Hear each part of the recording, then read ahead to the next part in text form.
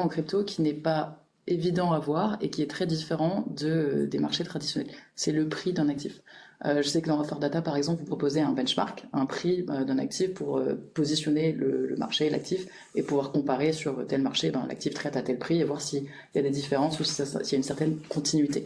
En crypto, parce que les liquidités sont fragmentées et qu'il y a une centaine d'échanges parfois dans la blockchain, décentralisés ou centralisés, le prix n'est pas quelque chose d'essai. Quand on disait que Bitcoin a dépassé les 100 000 $ il y a quelques mois, si vous regardez sur quelle bourse, il y avait 10 minutes d'écart entre le fait de dépasser 100K. Donc c'est pour vous dire que quand on choisit un benchmark, ce n'est pas une chose aisée. On a vu en octobre 2025, il y a eu quelque chose qui est propre à l'écosystème crypto, qui sont des oracles décentralisés, c'est-à-dire qu'ils prennent plein de prix, ils les mélangent et il y a un outcome. Le problème de ça, c'est qu'il y a une déviation de 45% du prix qui s'est faite. Et donc si vous utilisez ça comme benchmark, si vous utilisez ceci pour vos opérations, il y a un vrai risque, un vrai enjeu.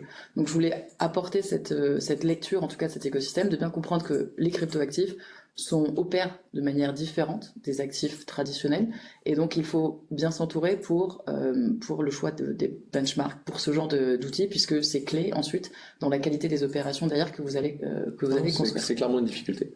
Et donc c'est un enjeu à comprendre, et parfois comme c'est tellement différent d'autres actifs, il faut se renseigner un petit peu pour pouvoir mettre en place quelque chose où vous le ferez directement, puisque vous allez proposer un service qui inclut, qui rend de manière extrêmement simple quelque chose qui peut être un peu plus complexe ou un peu plus différent.